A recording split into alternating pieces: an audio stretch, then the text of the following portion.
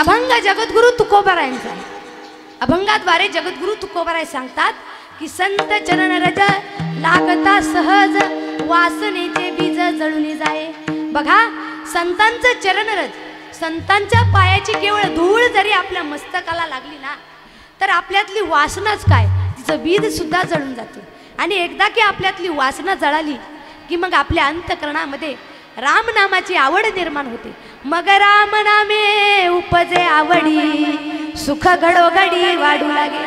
बघा, परमार्थात माणसाची उन्नती व्हायला लागली ना, ईश्वरी भाव दर्शन वारंवार होऊ लागलं की कंठी प्रेम दाटे नयनी नीर लोटे हृदयी प्रगटे रामरुक। तुका म्हणे, तुकाराम महाराज शेवट म्हणतात की खूप सोपं साधन आहे की ज्याच्यासाठी पूर्व पुण्य फळाला यावं लागतं। तुका म्हणे साधन सुलभ गोमटे परी उपदिष्टे पूर्व पुण्य। हा झाला अभंगाचा सरळ सरळ अर्थ। विठ्ठल विठ्ठल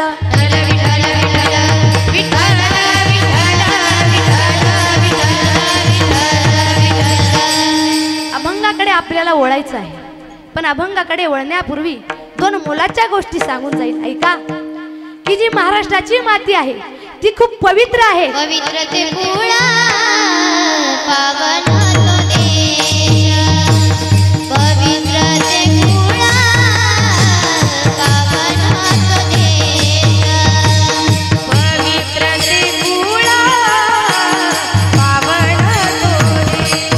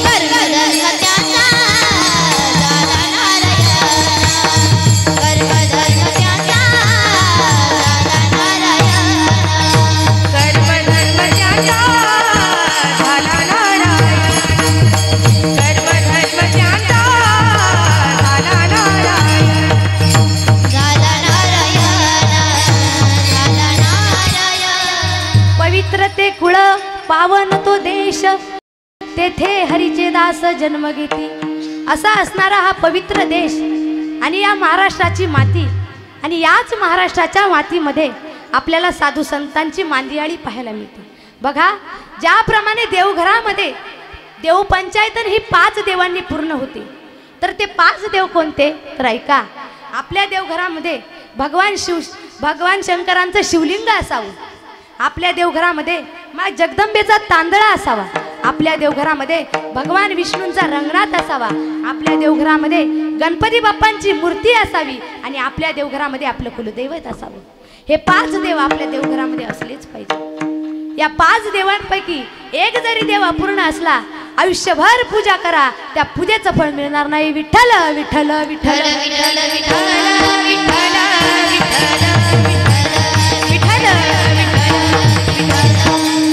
बघा, मी तुम्हाला देवपंचायतन का सांगितली तर याच्या मागं काहीतरी कारण आहे। बघा, कीर्तन तर आपण ऐकतोच, मध्ये हसतो सुद्धा, कधी कधी भावनिक सुद्धा होतो, पण या कीर्तनाच्या माध्यमातून एक प्रापंचिक लोकांसाठी काहीतरी चांगलं नेता यावं, फायद्याचं नेता यावं, म्हणूनच हा प्रयत्न। विठ्ठल विठ्ठल विठ्ठल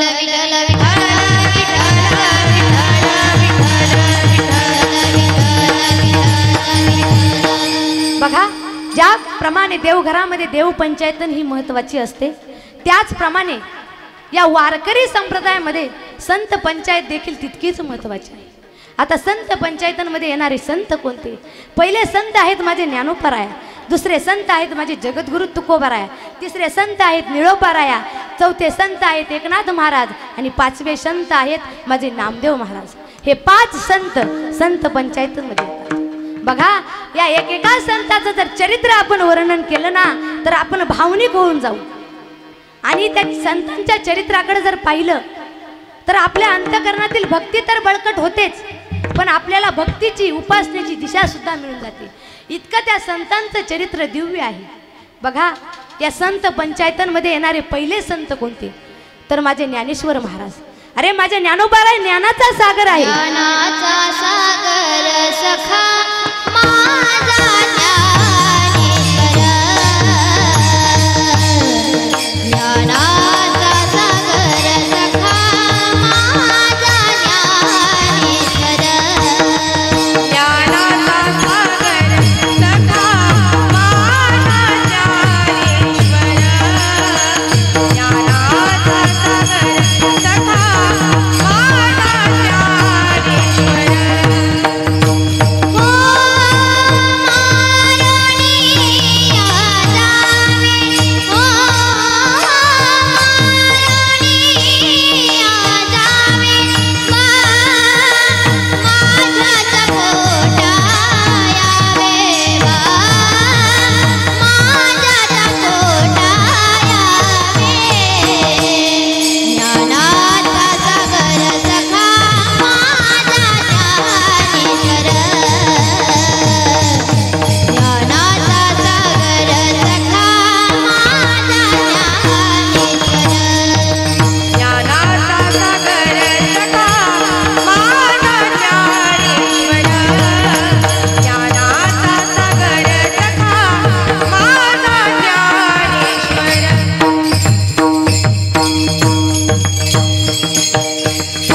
ज्ञानाचा सागर सखा माझा ज्ञानेश्वर. बघा, माझ्या ज्ञानोबारायांना ज्ञानाचा सागर का म्हटलंय, माऊलींना ज्ञानाचा सागर का म्हटलंय तर ऐका, माऊलींकडे जे ज्ञान होतं ना ते माऊलींनी जगाला वाटले, जगाला दिले. आणि तसं पाहिलं तर या वारकरी संप्रदायाचं जे ज्ञान होतं ना ते गुपित होतं.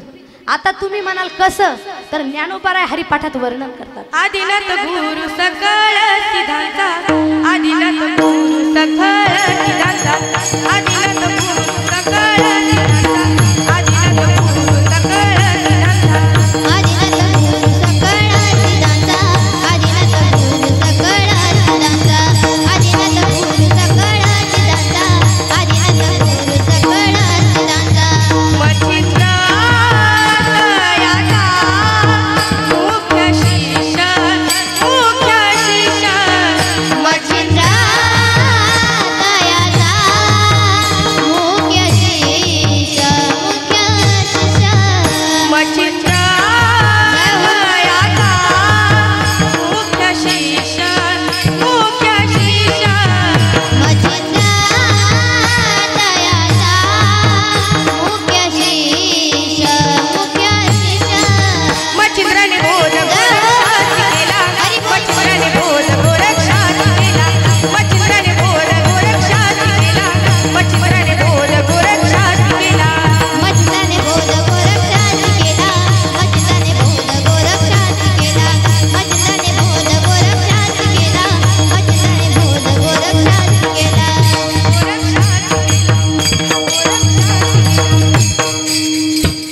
आदिनाथ गुरु सकळ सिद्धांचा, मच्छिंद्रतायाचा मुख्य शिष्य. एक गुरु एक शिष्य परंपरा. मच्छिंद्राने बोध गोरक्षासी केला, गोरक्ष बळाला गहिनी प्रती, गहिनी प्रसादे निवृत्ती दातार. आणि ज्या वेळेस माझ्या निवृत्ती रायांकडून ते ज्ञान माझ्या ज्ञानोबारायांना मिळालं ना त्यावेळेस माझ्या ज्ञानोबारायांनी एकही शिष्य न करता आपल्या सर्वांनाच त्यांच्या छत्रछायेखाली घेतलं. ज्ञानदेवा सार चोजविले. बघा, माझे ज्ञानोबाराय किती उदार आहेत, म्हणून माझे ज्ञानोबाराय श्रेष्ठ आहेत. बघा, विठ्ठल विठ्ठल विठ्ठल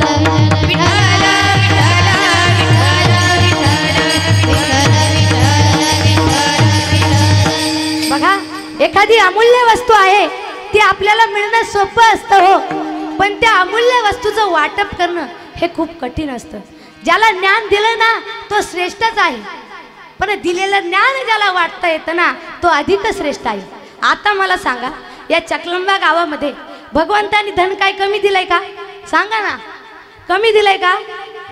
तर या चकलंबा गावामध्ये एकाहून एक लोक श्रीमंत आहेत. पण खरं धन कोणाचं श्रेष्ठ? की ज्याचं धन धर्माचं काम जिवंत ठेवतं त्याचं धन श्रेष्ठ. आणि खऱ्या अर्थानं ज्याचं धन धर्माचं काम जिवंत ठेवतं ना त्याचा पैसा सुद्धा पुण्यवान आहे. बघा याच्याच उलट ज्याचा पैसा सुद्धा पुण्यवान नाही ना तर त्याचा पैसा कुठं जातो? कचेरीत जातो, हॉस्पिटलमध्ये जातो, नको नको तिकडे त्याचा पैसा जातो. पण ज्याचं खऱ्या अर्थानं धन पुण्यवान आहे त्याचा मार्ग सत्कर्माला लागल्याशिवाय राहणार नाही. जोडोनी या धाना उत्तम व्यवहारे, जोडोनी या धाना उत्तम व्यवहारे, जोडोनी या धाना उत्तम व्यवहारे, जोडोनी या धाना उत्तम जोडोनी या धन, जोडोनी या धन, जोडोनी या धाना उत्तम व्यवहारे, जोडोनी या धाना धाना धाना उत्तम व्यवहारे, जोडोनी या धाना उत्तम व्यवहारे, जोडोनी या धन, जोडोनी या धन उत्तम व्यवहारे, उदास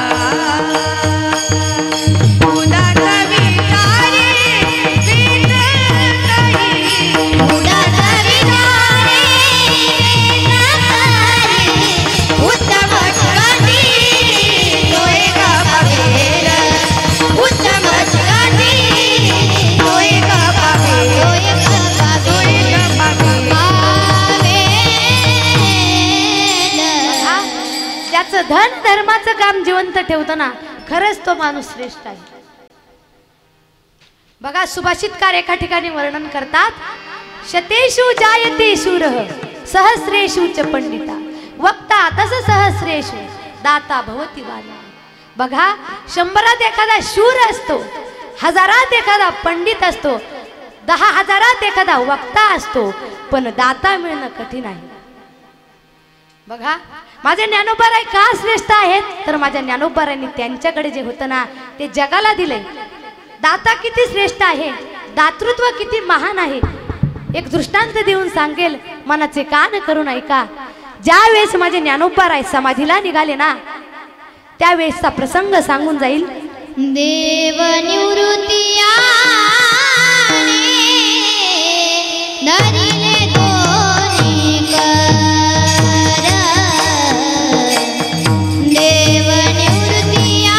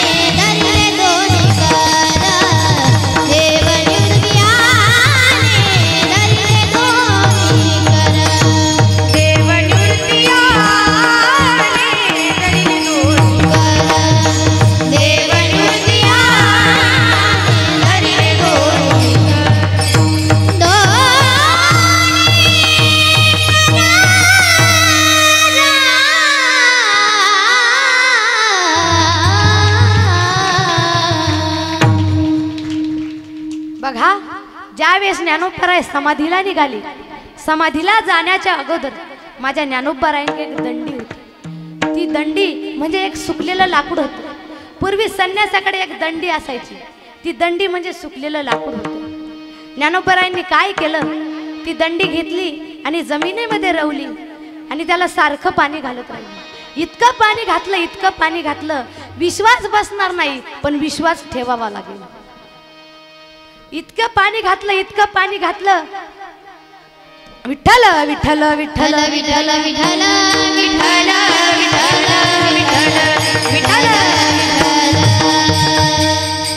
इतकं पाणी घातलं की त्याला पालवी फुटली, पाने फुटली, इतकी पाने फुटली, इतकी पाने फुटली की त्या देरदार वृक्ष तयार झालं.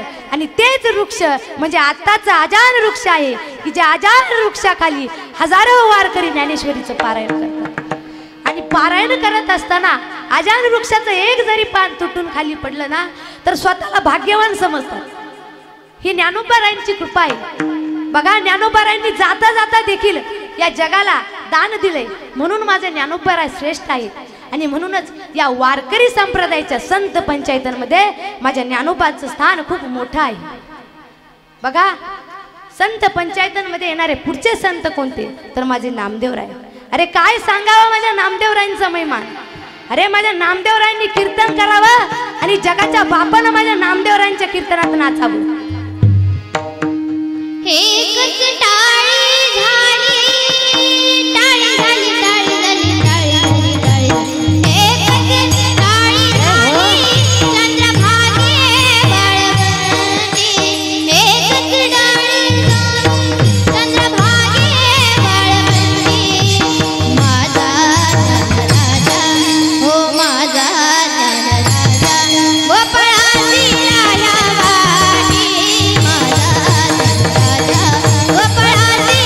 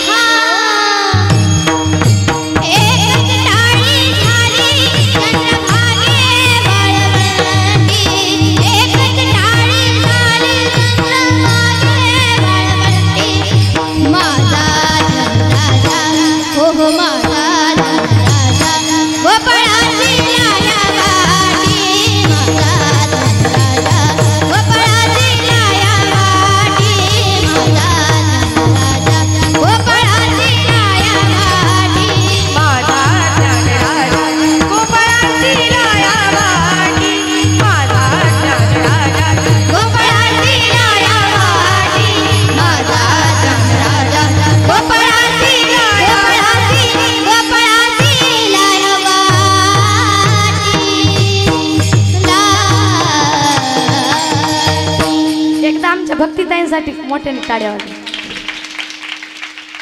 बघा नामदेवरायांच्या कीर्तनात देव नाचत होता. देव आमच्या कीर्तनात लोक झोपी जातात. विठ्ठल विठ्ठल विठ्ठल.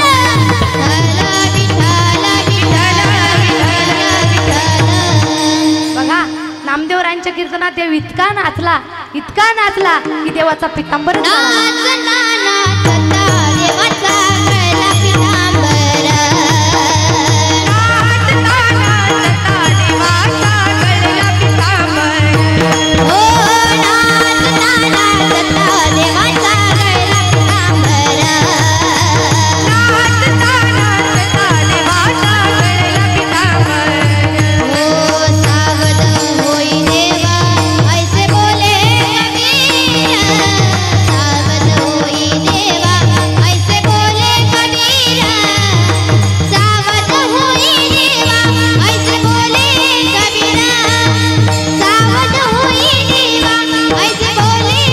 नामदेवराय म्हणायला लागले, अरे हा माझ्या कीर्तनात नाचलाय तर याचं पितांबर गळालंय. आणि ज्या ठिकाणी भगवंताचं नाम आहे कीर्तन आहे त्या ठिकाणी भगवंत तर असतोच.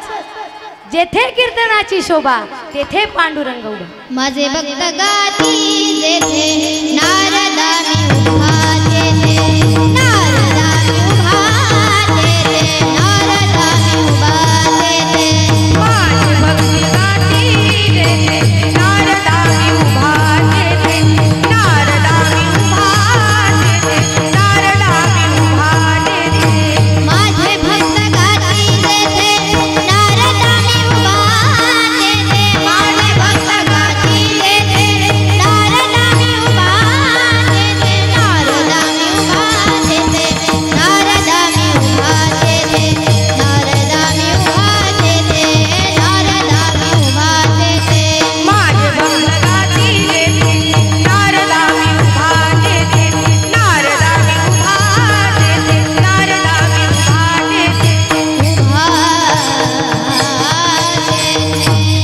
बघा ज्या ठिकाणी भगवत नाम आहे भगवंताचं नामस्मरण चालू आहे त्या ठिकाणी भगवान परमात्मा हा असतोच.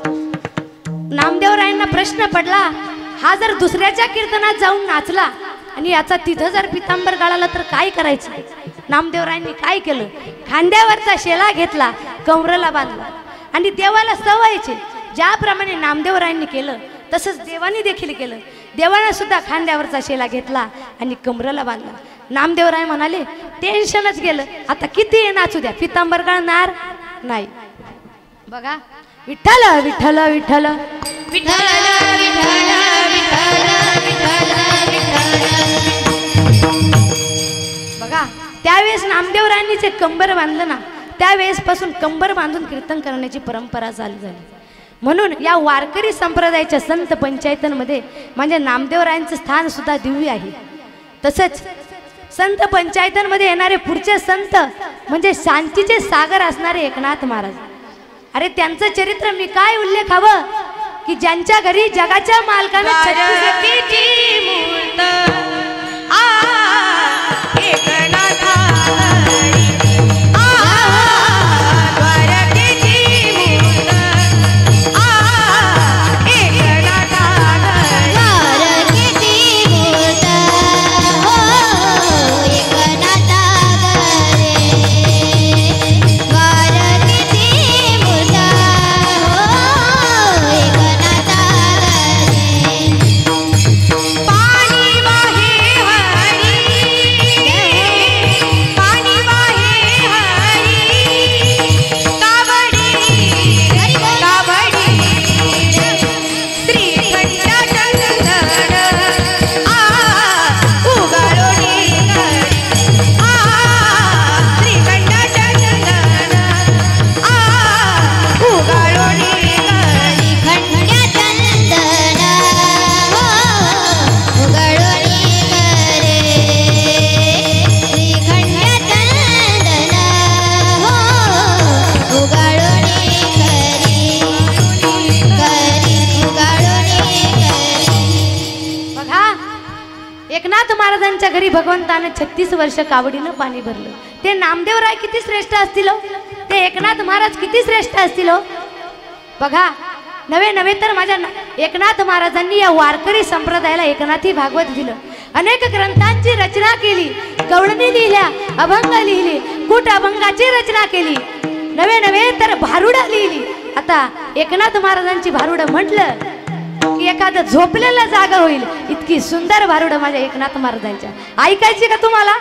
दादला नको ग बाई मला नवरा नको ग बाई, दादला नको ग बाई मला नवरा नको ग बाई, दादला नको ग बाई मला नवरा नको ग बाई, दादला नको ग बाई मला नवरा नको ग बाई. हो येडी म्हणतात मला येडी म्हणतात, येडी म्हणतात मला येडी म्हणतात, येडी म्हणतात मला येडी म्हणतात, येडी म्हणतात मला येडी हो म्हणतात. हो येडी म्हणतात मला येडी म्हणतात, येडी म्हणतात मला येडी म्हणतात, येडी म्हणतात, येडी म्हणतात मला येडी म्हणतात. हो येडी म्हणतात मला येडी म्हणतात, येडी म्हणतात मला येडी येडी म्हणतात, म्हणतात मला येडी म्हणतात, येडी म्हणतात मला येडी. हो येडी म्हणतात मला येडी म्हणतात, येडी म्हणतात मला येडी येडी म्हणतात, म्हणतात मला येडी म्हणतात, येडी म्हणतात मला येडी म्हणतात. येडी म्हणतात मला येडी म्हणतात, येडी म्हणतात मला येडी म्हणतात, मला येडी म्हणतात, येडी म्हणतात मला येडी म्हणतात. येडी म्हणतात मला येडी म्हणतात, येडी म्हणतात मला येडी म्हणतात, येडी म्हणतात मला येडी म्हणतात, येडी म्हणतात मला येडी म्हणतात.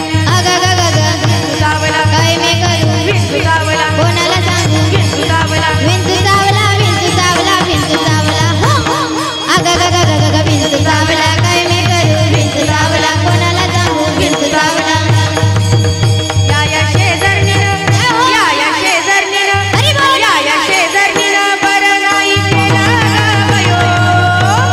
जय हो. मला पंढरीला नेलं ग बयो, मला पंढरीला नेलं ग बयो, मला पंढरीला नेलं ग बयो, मला पंढरीला नेलं ग बयो.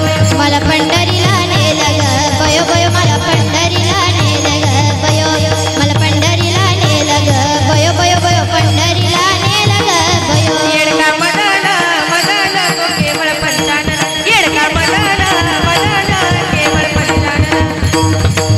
मदन केवळ पंचानन, येडका मदन मदन केवळ पंचानन, केवळ पंचानन, केवळ पंचानन, केवळ पंचानन. केवळ पंचानन. येडका मदन मदन, अरे बोल. येडका मदन मदन केवळ जय हो. येडका मदन मदन केवळ पंचानन, येडका मदन मदन केवळ पंचानन. गबाई तुला गबाई तुला बुरगुंडा होईन ग, गबाई तुला बुरगुंडा होईन ग, गबाई तुला बाई तुला बाई तुला बाई तुला बुरगुंडा होईन ग. गबायो तुला गुरगुंडा होईन ग, गबायो तुला गुरगुंडा होईन ग, गबायो तुला गुरगुंडा होईन ग. हो बुरगुंडा होईन ग, बुरगुंडा, हो बुरगुंडा, हो बुरगुंडा होईन ग. बाई तुला अगं बाई तुला, बाई तुला बाई तुला बाई तुला बाई तुला बाई तुला बाई तुला बाई तुला बाई तुला बाई तुला बुरगुंडा होईन ग, गबाई तुला बुरगुंडा होईन ग, बाई तुला बाई तुला बाई तुला बाई तुला बुरगुंडा होईन ग. गबायो तुला गुरगुंडा होईन ग, गबायो तुला गुरगुंडा होईन ग, गबायो तुला गुरगुंडा होईन ग. होईन ग, होईन ग. झाले का जागे? ऐ झाले ना जागे? बघा इतकी सुंदर माझ्या नाथ महाराजांची भारुडं आहेत. ती भारुडं कितीही वर्णन केलं तरी कमी आहे त्या भारुडांची. त्यामुळे माझ्या नाथरायांचं स्थान या संत पंचायतनमध्ये खूप मोठं आहे. बघा त्याचबरोबर संत पंचायतनमध्ये येणारे पुढचे संत म्हणजे माझे निळोबार आहे. निळोबारांचं चरित्र सुद्धा इतकं सुंदर आहे, अद्भुत आहे. आणि शेवटचे संत म्हणजे माझे जगद्गुरु तुकोबार आहे. ते तर कलश स्थानीच आहे. बघा तेच तुकोबार आहे. तुम्हा मला सांगतात की केवळ संतांच्या चरणधुळीनं, संतांचा चरण रजानं जर ती चरणरज आपल्या मस्तकाला लागली तर आपल्यातली वासनाच काय, तर त्या वासनेचं बीज सुद्धा जळतं. ते संत किती श्रेष्ठ असतील हेच महाराज अभंगाच्या प्रथम चरणात सांगतात. संत चरण राजा लागला सहज,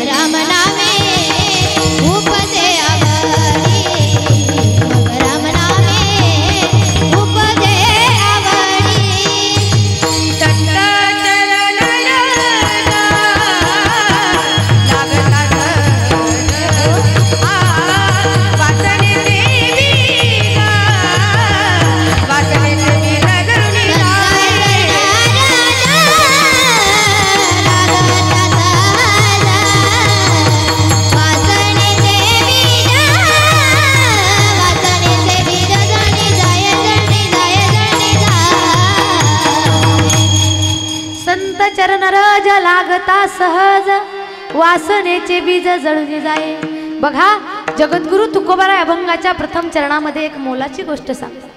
काय तर संतांचं चरणरज, संतांच्या पायाची धूळ जरी केवळ आपल्या मस्तकाला लागली तरी आपल्यातली वासना आणि तिचं बीज जळून जातं. त्यावेळेस जगद्गुरु तुकोबारायांकडे काही साधक येतात. ते तुकोबारायांना विचारतात की का हो तुकोबाराय, ठीक आहे की संतांच्या पायधुळीनं आपल्यातली वासना आणि तिचं बीज जळून जातं, पण नेमकी संतांची कोणती पायधुळी?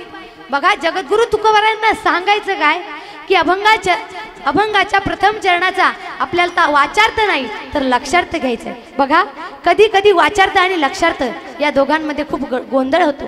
एक दृष्टांत सांगून जाईल ऐका. एक आजोबा होते, ते खूप बिड्या ओढायचे. त्यांनी एक दिवशी इतक्या बिड्या ओढल्या की ते खूप आजारी पडले आणि दवाखान्यात गेले. दवाखान्यात गेल्यानंतर डॉक्टरांनी चेक केलं, गोळ्या दिले, औषधं दिल्या आणि सांगितलं सकाळ दुपार संध्याकाळ ही औषधे घ्या, तुम्ही बरे व्हाल. आणि त्याच्या संगे एक पथ्य सांगितलं. ते पथ्य म्हणजे काय तर बिडीपासून लांब राहा. बाबा घरी गेले, जेवण केलं, गोळ्या घेतल्या आणि दरवाजात जाऊन बसले आणि एक मोठी फुकारी घेतली. आता फुकारी म्हणजे काय तुम्हाला माहित नसेल, कारण कसं आहे आता गॅसचं प्रमाण वाढल्यामुळं फुकारीचं प्रमाण जरा कमी झाले. असो ती फुकारी म्हणजे एक मोठा पाईप घेतला, तशी फुकारी घेतली आणि फुकारीच्या एका बाजूला एक बिडी नाही तर बिड्यांचं बंडलच लावलं आणि एखाद्या बॉयलर पेटवल्या आणि ते पेटून दिलं आणि एका बाजूने ओढायला सुरुवात केली. बघा त्याच वेळेस तिथून एक बाई चालली होती. ती बाई बाबांना म्हणाली, बाबा काय करता?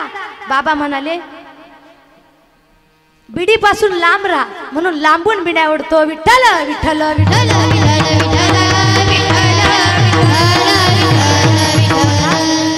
आता मला सांगा डॉक्टरांनी काय सांगितलं होतं? बिडीपासून लांब राहा. बिडीपासून लांब राहा याचा अर्थ काय की लांबून बिड्या ओढा असा आहे का? तर बिडी जोडू नका असा त्याचा अर्थ होतो. पण काहीतरी लक्षार्थ आणि वाचार्थ या दोघांमध्ये खूप मोठा घोळ असतो. त्याचप्रमाणे जगद्गुरु तुकोबाराय सांगतात की संतांचं नेमकं कोणतं चरणरज की ज्या ठिकाणी संतांनी पाय ठेवला त्या ठिकाणची माती उचलायची आणि मस्तकाला लावायची? तर तसं नाही, तर संतांची ज्ञानरूपी धूळ ज्यावेळेस आपल्या मस्तकाला लागेल ना त्यावेळेसच आपल्यातली वासना आणि तिचं बीज जळून जातं.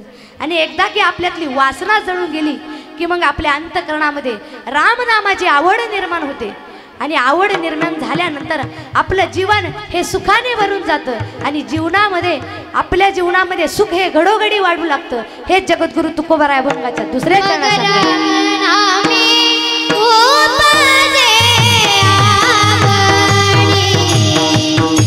मग राम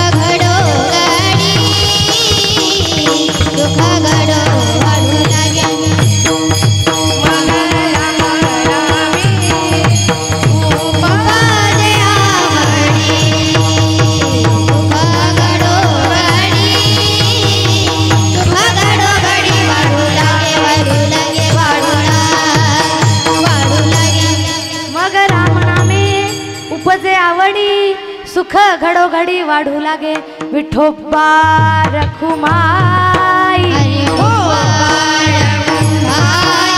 विठोबा